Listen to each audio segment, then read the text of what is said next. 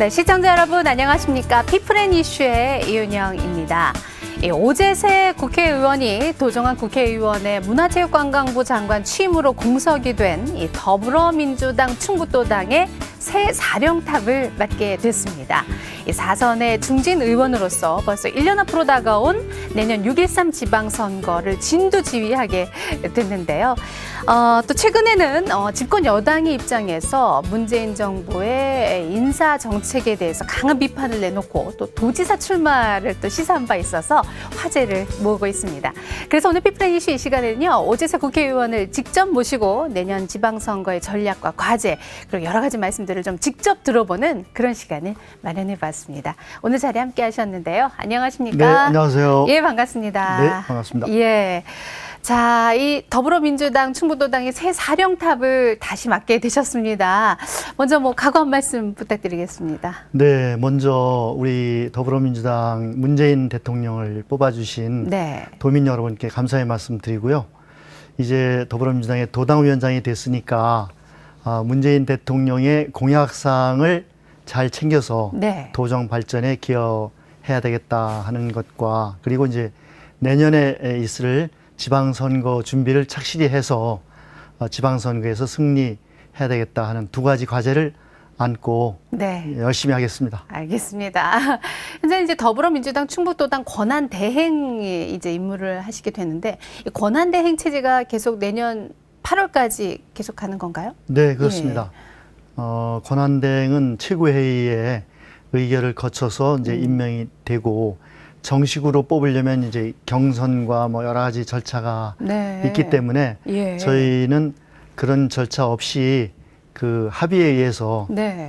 제가 맡기로 해서 그냥 권한대행 체제로 가기로 네. 했습니다. 예.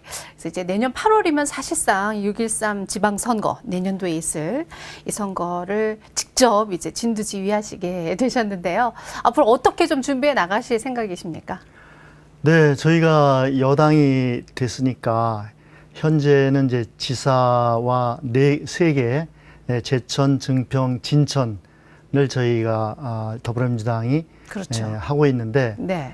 내년 지방선거에서는 청주와 충주를 비롯해서 12군데 중에서 과반수 이상의 승리를 네. 반드시 이뤄내야 되겠다, 이렇게 지금 각오를 다지고 있습니다. 네, 특별한 전략 같은 거 있으십니까?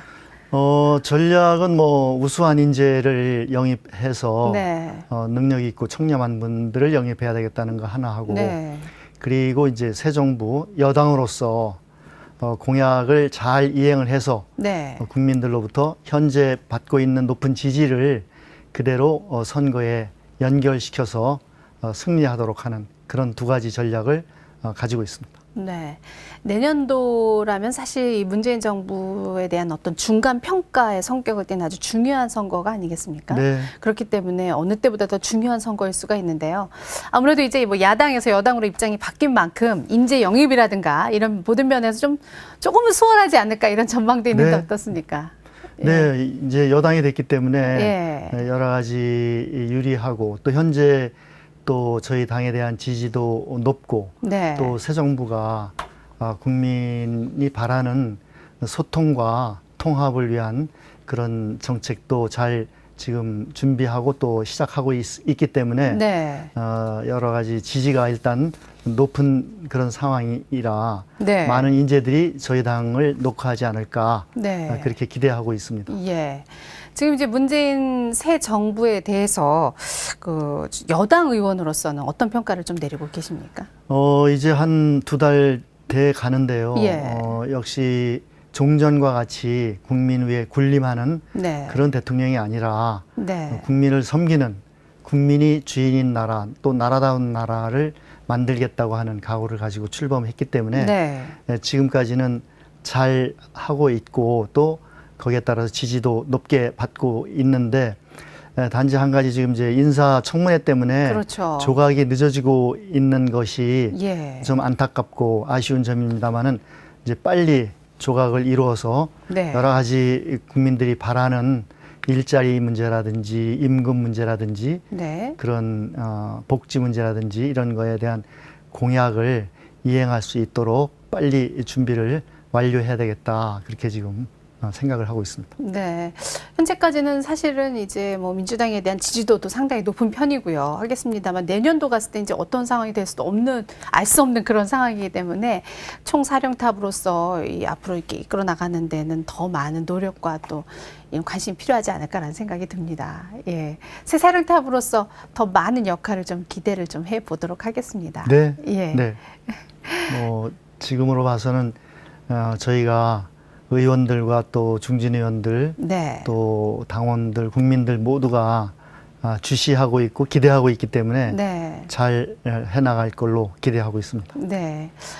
그런 반면에 지금 내년 지방선거에 우리 오재세 의원께서 지사를 출마할 것이다라는 그런 출마설이 지금 공공연하게 나오고 있는데, 이에 대해서 우리 오재세 의원께서 입장을 정확히 밝혀주신다면 어떻습니까? 제가 예. 청주에서 우리 시민들께서 사선 의원으로 뽑아주셨기 때문에 네. 중앙정치에서 많은 경험과 또 많은 그 국정을 수행한 경험과 경륜을 네. 쌓았기 때문에 그런 것을 바탕으로 해서 고향 발전을 위해서도 더 큰 일을 할 수 있지 않겠느냐. 네. 그런 제 나름대로 생각이 들어서 기회가 주어진다면 중앙정치의 그 경험을 바탕으로 고향 발전을 위해서 일했으면 좋겠다. 그런 생각을 지금 하고 있습니다. 그럼 확실히 출마를 하시겠다라는 입장이시네요. 고향 발전을 위해서 일할 수 있는 예. 그런 좋은 기회, 호기가 아닌가. 네. 저 자신도 그만큼 사선 의원으로서 예. 중앙정치에서 상당히 많은 기반을 가지고 있으니까 네. 그런 기반을 우리 충북 도정에 쏟으면 더 큰 효과를 얻을 수 있지 않을까. 네. 이런 나름대로 지금 분석을 하고 있다고 생각합니다. 네, 뭐 확실한 출마를 선언한 자리가 아닌가라는 생각이 드는데요. 그렇다면은 지금 이시종 지사와의 어떤 경선도 뭐 불가피한 그런 상황입니다. 예, 경선을 좀 치르실 생각이 있으십니까?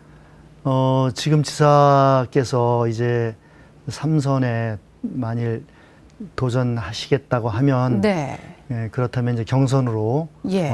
가게 되겠는데요. 그렇게 되면 이제 좀 상당히 복잡하게 될 것 같습니다만은 네.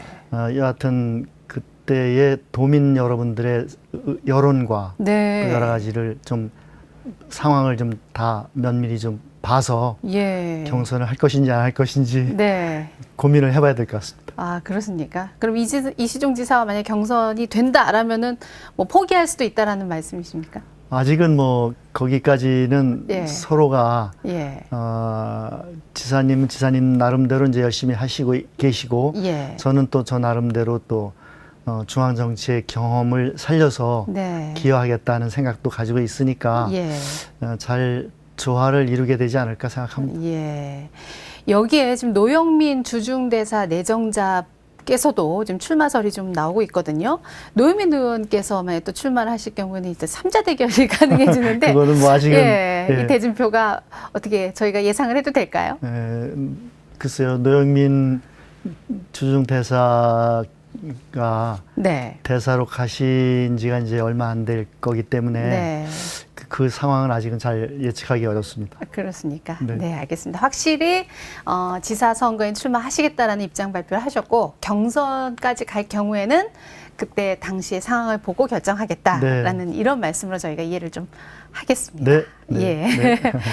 자, 그리고 이제 요즘 최근에 아주 큰 화제를 또 모으셨습니다. 이 문재인 정부의 그 5대 인사 원칙에 대해서 아주 강한 논조로 비판을 하셨습니다. 평소에 우리 오재세 의원님의 어떤 성향과는 사실은 좀 맞지 않으신데 이번에 어떻게 집권 여당 입장에서 5대 인사 원칙이 뭐 완전 잘못됐다.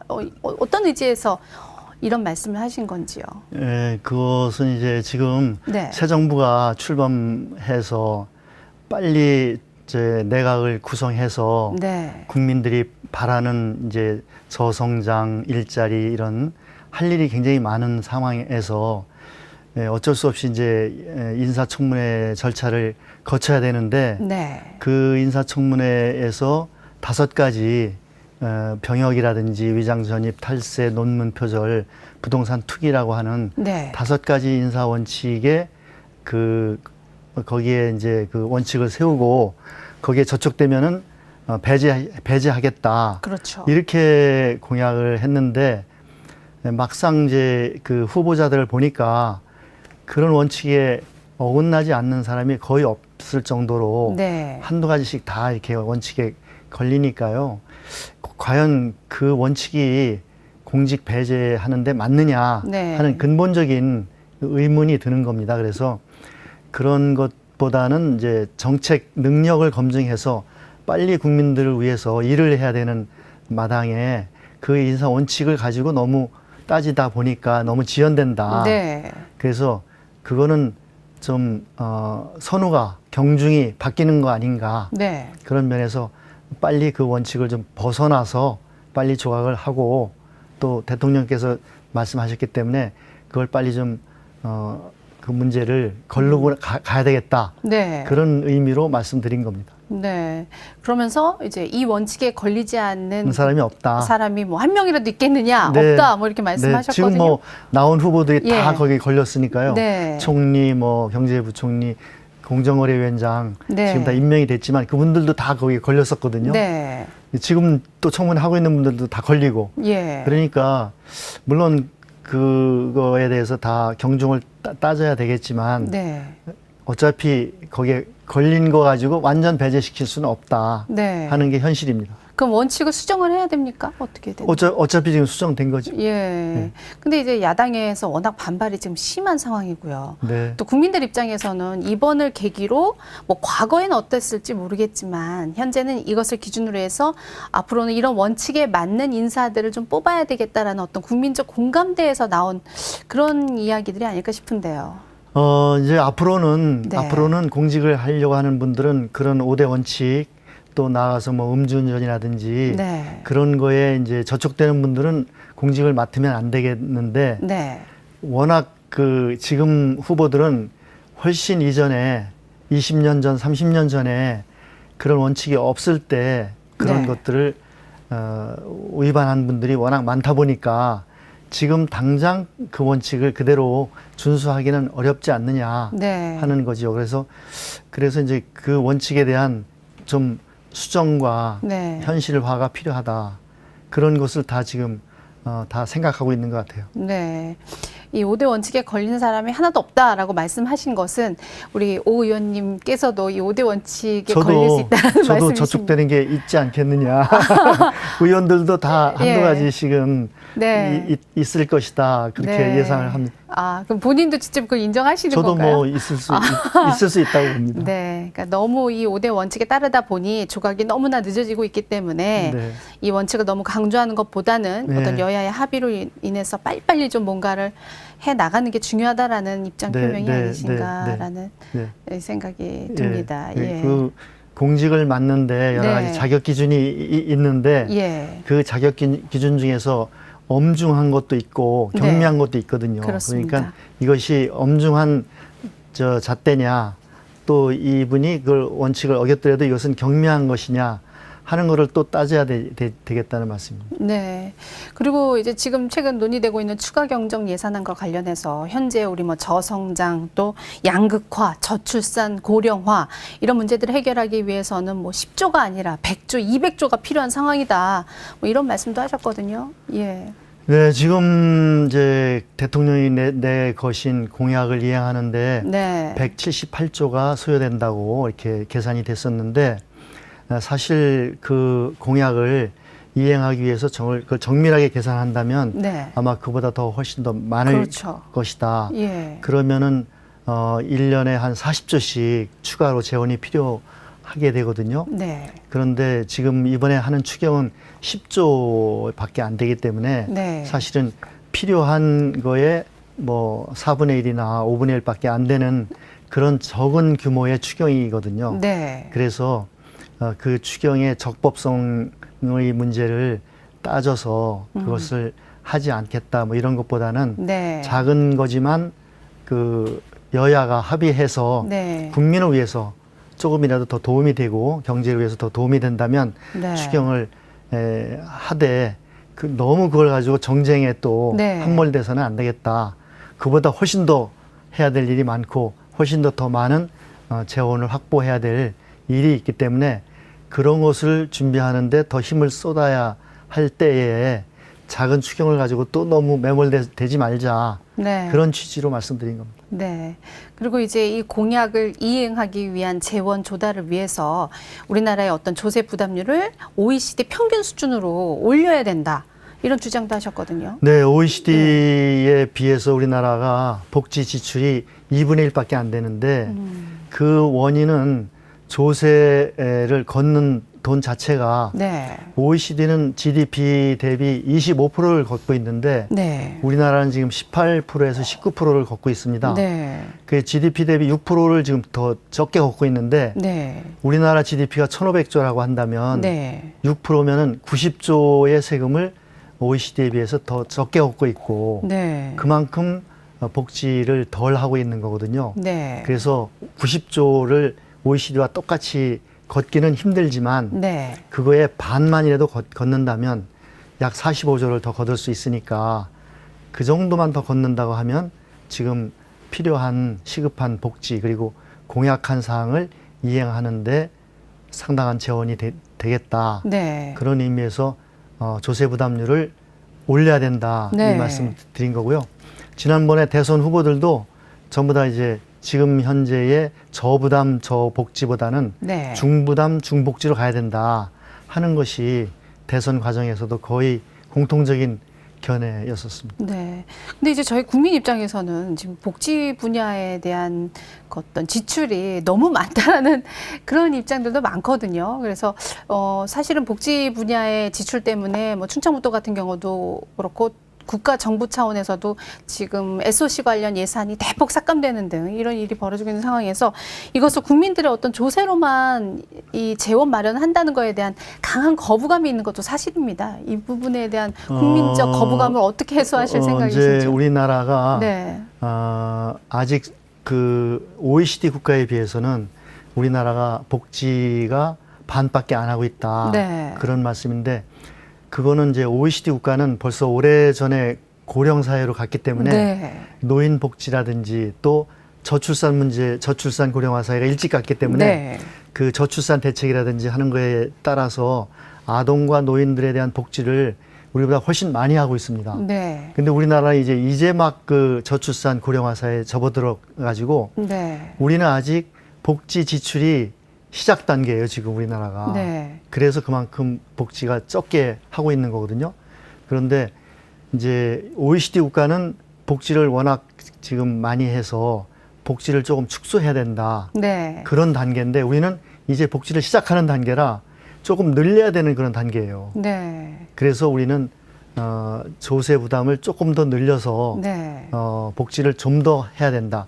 저출산과 고령화에 대비한 네. 그 복지를 좀 더 늘려야 된다 하는 것이 이제 맞는 우리의 단계입니다. 네. 우리는 아직 시작을 이제 시작 단계예요. 네. 그래서 근데도 이제 저희들 느끼기엔 세금 부담이 너무 큰데 여기서 근데 더 이제 많이 걷을 그 경우에는 복지는 예. 이 저출산과 고령화이기 때문에 전 국민에게 가는 거거든요. 그러니까 네. 세금을 있는 사람들이 좀 더 내고 또 중산층도 함께 내서 결국은 자기를 위해서 네. 그 돈이 세금이 복지에 들어가는 돈이기 때문에 OECD 국가에서는 세금을 50%를 내도 전부 다 찬성을 하는 거예요. 네. 특히 북구라파의 나라들은 정말 그 북구라파 사람들은 이 생활과 교육과 의료에 대해서는 국가가 다 해결해 주기 때문에 가장 행복한, 가장 살기 좋은 나라로 되고 있어서 오히려 미국이 아메리칸 드림이 아니라 노르딕 드림이다. 북구가 가장 세계에서 가장 살기 좋은 나라다. 네. 그 얘기는 바로 이제 기본적인 생활과 의료와 교육을 국가가 다 책임진다. 그런 거거든요. 근데 우리는 지금 교육과 의료에서 복지가 좀 되고 있지만 네. 상당히 지금 미흡하다. 네. OECD에 비해서 반밖에 안 되고 있다. 네, 네. 그런 상황이기 때문에 이제 서민들 그리고 또 서민 이하에 있는 분들이 너무 힘든 게 이제 우리의 현실이에요. 예. 근데 우리가 이제 국민소득이 지금 2만 5천 불에서 3만 불이 됐기 때문에 이제 이런 정도의 국민소득에서는 나눔을 통해서 모든 국민이 그 생활과 의료와 교육을 공통으로 해결하는 그런 시스템이 아주 훌륭한 그런 그렇죠. 스칸디나비아, 노르딕 그런 복지가 되는 거거든요. 네, 이론적으로는 충분히 공감하지만 이제 그거- 국민적인 그것이- 어떤 반발이 문제죠. 그것이 이제 예. 사회적 합의인데 네, 미국은 그걸 못하고 있어요. 네, 그래서 미국은 지금 오히려 옛날로 돌아가고 있다. 그 빈부 차이가 심해지는 옛날로 예. 돌아가고 있고 지금 세계에서 가장 살기 좋은 나라는 미국이 아니라 스웨덴, 핀란드, 노르웨이 이런 나라가 세계에서 가장 살기 좋은 나라다. 네, 거기는 정말 지상 천국이 돼가고 있다 그러거든요. 네. 우리는 지금 어디를 가야 되느냐? 미국을 따라서 빈부 격차가 심한 나라로 가야 될 것이냐? 그렇다면 이 스칸디나비아처럼 빈부 차이가 좀 적은 모든 국민이 함께 행복한 나라로 갈 것이냐 네. 하는 지금 기로에 우리나라 서 있는 겁니다. 네. 그렇기 때문에 국세청에서 어떤 조세행정의 개혁 방안을 강구해야 된다. 뭐 이런 지적도 하셨습니다. 이제 예. 북구라파 같은 나라는 세금을 워낙 많이 걷다 보니까 네. 절대 그 탈세를 용인하지 않고 예. 지하 경제를 절대 용인하지 않습니다.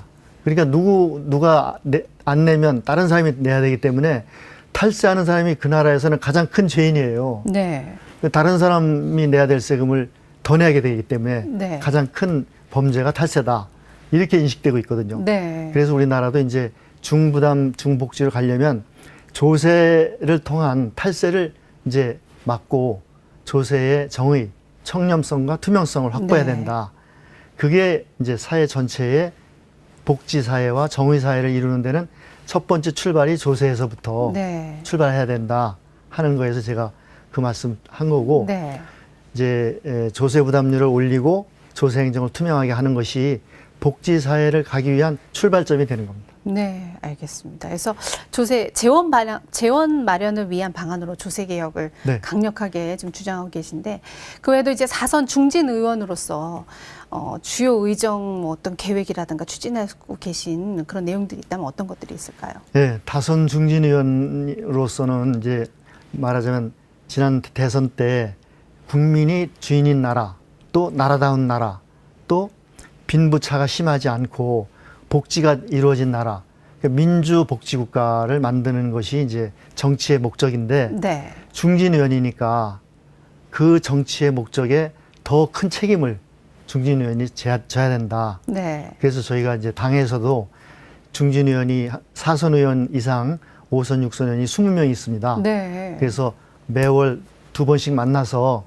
이제 그런 국정 책임을 중진 의원들이 져야 되지 않느냐.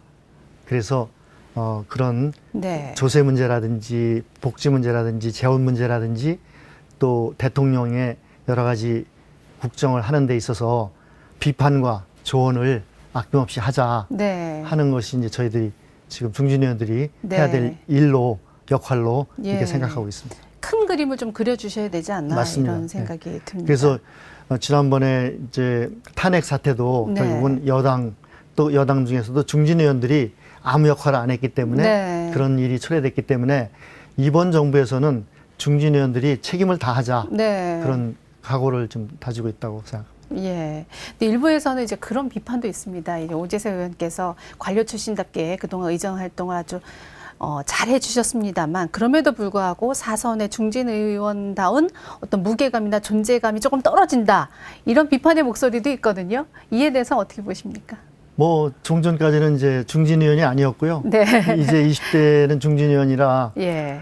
국회의원들과 우리 국회에서조차 오재세 의원이 요즘 뭐 세게 네. 발언한다. 예. 그리고 또 후배 의원들도 상당히 이제 제 그 발언에 대해서 의총에서 하는 얘기에 대해서 상당히 경청하고 네.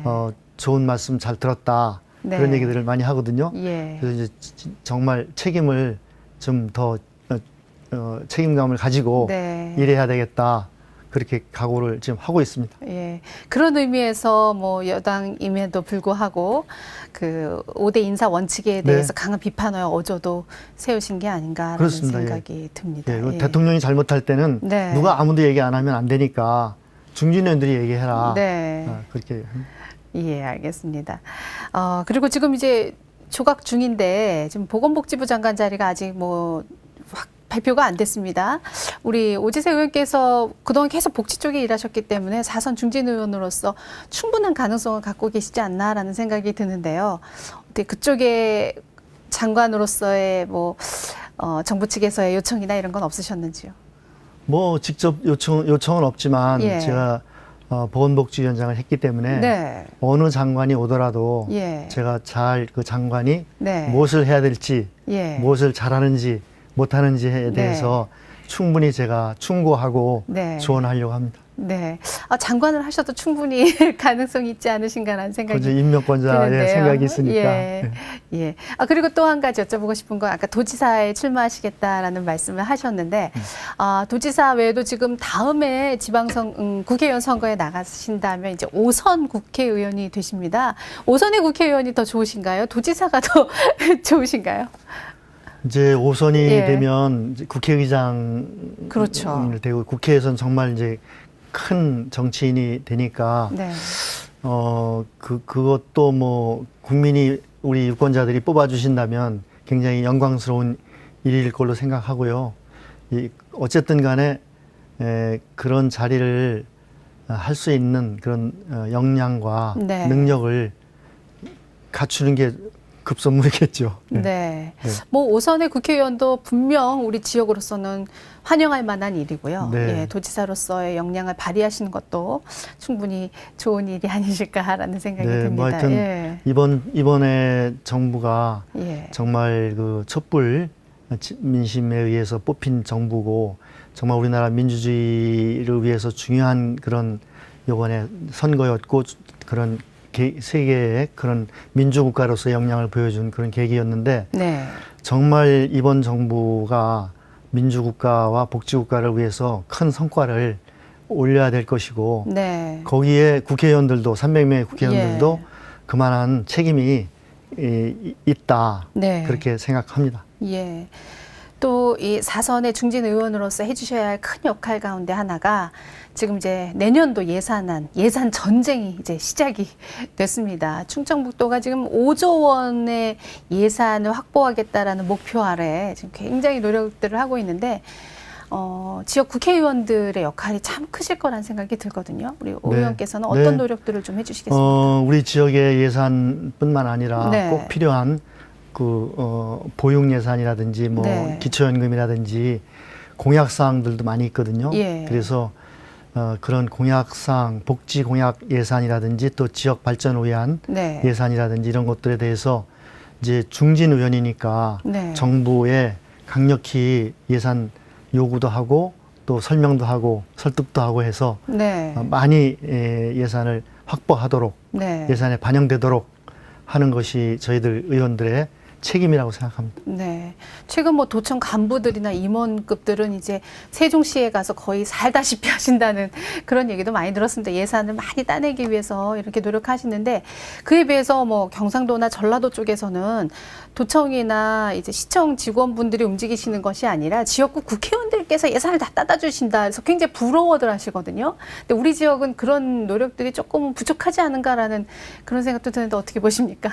뭐 꼭 그런 건 아니고요. 제가 예. 지난번 때 작년에는 제가 예산결산 개수조정 그렇습니다. 소위원회에 예. 들어갔기 때문에 끝까지 그 예산을 확보하는데 이제 참여했고 이제 이번 국회에서 저희가 이제 여당이 됐으니까 네. 또 여당 중진 의원으로서 예산을 일일이 챙긴다면 저희가 확보할 수 있는 예산을 꼭 확보할 수 있을 것이다. 네. 그렇게 생각하고 예. 지금 뭐 변재일 의원님이나 저나 또 도종환 이제 문화체육부 장관이나 이렇게 셋이 지금 현재 현직에 있고 또 기재부 장관도 저희 충북 출신이고 네. 차관도 또 충북 여기 고등학교 나온 사람이고 많이 있거든요. 네. 정부에. 그렇기 때문에 그 충북 예산과 복지 예산을 확보하는데 네. 최선을 다해서 좋은 성과가 날 수 있도록 하겠습니다. 네. 지난해에는 그래도 오재세 의원께서 예결위에 네. 계셔서 네. 예산 확보에 많이 도움이 됐는데 올해는 이제 충북 출신 의원들이 단 한 분도 계시지 않아서 그거에 따른 좀 고충들을 또 많이 얘기를 하시더라고요. 예. 그런 부분에 있어서도 좀 지원 사격이 필요하시지 않을까라는 생각이 듭니다. 그런 부분은 네. 이제 저하고 변재일 의원하고 네. 다 커버해서 네. 충분히 역할을 하겠습니다. 네. 그리고 이제 현재 서원구 지역구 의원이십니다. 지역 발전을 위해서는 좀 어떤 노력들을 또 기울이실 생각이십니까? 네, 저희 서원구에도 이제 현도 남이에 면이 있어서 거기 네. 농촌 발전 사업 또 지난번에 프레젠테이션을 해서 아마 그 남이면에 농촌 개발 사업이 이제 선정이 될 걸로 지금 예상하고 있고 네. 현도면은 이제 그린벨트 지역으로 많이 묶여 있거든요. 네. 그래서 이런 규제가 좀 많이 완화돼야 되겠다. 그래서 그린벨트 해제를 위해서 국토부하고 지금 협의를 하고 있습니다. 네. 그리고 우리 이제 청원 경찰서라든지 네. 복지관이라든지 그런 이제 복지시설 또 여러 가지 체육 문화 시설 네. 그런 것들도 이제 건립할 수 있도록 그렇게 보건소 건립 네. 이런 것들에 대해서도 확실한 예산 확보를 네. 하겠습니다. 예. 좀 지역 현안을 위해서 발로 좀 뛰어주시는 그런 네. 의원님이 되주셨으면 하는 바람이고요. 네. 뭐 누구보다도 오재세 의원께서는 지역구 주민들과 강한 스킨십으로 또 유명하신 분이 우리 또 오재세 의원이신데 그 지역에 있는 많은 행사나 여러 가지 뭐 각 부문의 일에 걸쳐서 이렇게 지역에 자주 오시고 지역민과 소통하는 가장 큰 주된 이유는 어디에 있으십니까? 그건 바로 제가 해야 될 일이니까 뭐 매주 네. 주말에는 매주 와서 민원 면담도 하고 네. 또 각 행사장에 가서 어르신들도 뵙고 어린이집 가서 행사도 보고 뭐 그건 제가 해야 될 일이니까요. 네. 그러니까 당연히 해야 될 일로 생각하고 예. 열심히 하고 있습니다. 예. 그런 강한 스킨십이 어떻게 보면 우리 오재세 의원님의 가장 큰 힘이 아닐까라는 생각이 드는데요.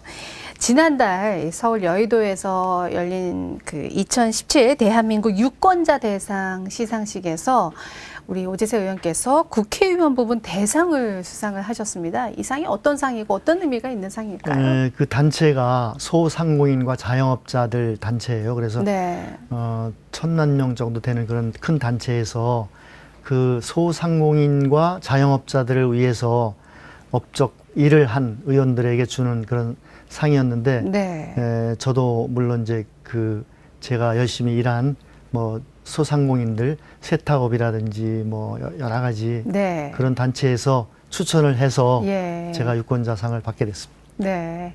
개인적으로도 상당히 좀 의미가 있지 않을까라는 생각이 네, 드네요. 예, 제가 해야 될 분야에서 일을 한 거에 대해서 그 분야에 있는 분들이 또 네. 상을 주시니까 더 열심히 일하라는 뜻으로 알고 네. 열심히 하겠습니다. 예. 뭐 앞으로도 더 많은 열심히 일하시는 모습 보여주셨으면 감사하겠고요. 이제 앞으로 이제 새롭게 열리는 이 국회나 이런 활동을 올해는 어떻게 이끌어 나가실 계획이신지 앞으로의 계획을 좀 한 말씀 해주시죠. 예, 우리 사회가 안고 있는 과제가 이제 부의 불평등이 심화되고 있다. 그래서 헬조선이라는 얘기도 나오고 또 비정규직과 또 자영업자들 어려움 이런 것들이 많이 있기 때문에 역시 우리나라가 경제 발전을 잘 하고 있고 많이 하고 있지만 그런 가운데 또 어려운 분들도 많거든요. 그렇기 때문에 이번 정부가 그런 것을 잘 하겠다고 네. 해서 정말 어려운 분들을 챙기는 나라다운 나라 그리고 국민이 주인이 되는 나라를 만들겠다고 네. 약속을 하고 또 국민들도 그걸 바라고 이제 정부를 탄생시켜 주셨기 때문에 네. 저희들도 이제 사선 의원으로서 그런 나라를 만드는데 책임을 다해야 되겠다. 네. 그런 국민의 기대에 어긋나지 않는 정치를 해야 되겠다 하는 각오를 다지고 있습니다. 네. 그러기 위해서는 뭐 도민 여러분들의 많은 성원과 또 국민 여러분들의 관심들 네. 이렇게 필요할 것 같습니다. 오늘 이 자리를 빌어서 우리 충북 도민 여러분들께 전하고 싶은 말씀 있으시면 한 말씀 해주시면서 이 시간을 정리할까 합니다. 네, 우리 도민 여러분께서 이렇게 사선 의원으로 만들어 주신 덕분에 이 정치에서 국민을 위해서 일하고 또 나라를 나라답게 만드는 정치를 바르게 하라는 그런 명을 받아서 열심히 하려고 이렇게 노력하고 있습니다. 정말 우리 대한민국이 부익부 빈익빈 사회가 아니라 모든 국민이 함께 행복한 그런 민주복지 국가가 될 수 있도록 저희 정치하는 사람들이 더 열심히 노력하고 더 열심히 하겠습니다. 감사드립니다. 네. 앞으로 지역구에서 또 국회에서 더 멋진 활약으로 저희들에게 강한 인상을 남겨주시는 우리 오재세 의원님을 저희가 기대를 좀 해보도록 하겠습니다. 네, 감사합니다. 예, 오늘 함께해 주신 오재세 의원님께 감사드립니다. 감사합니다. 고맙습니다. 네, 오늘은 더불어민주당 충북도당의 새 사령탑을 맡게 된 오재세 국회의원을 모시고 여러 가지 말씀들을 나눠봤는데요. 새 정부 들어서 야당에서 여당으로 입지가 더욱더 확고해진 만큼 사선의 중진 의원으로서 지역 발전을 위해서 더 많은 역할들을 해주시기를 기대해봅니다. 오늘 피플앤 이슈는 여기서 마치겠습니다. 저는 다음 이 시간에 다시 뵙겠습니다. 고맙습니다.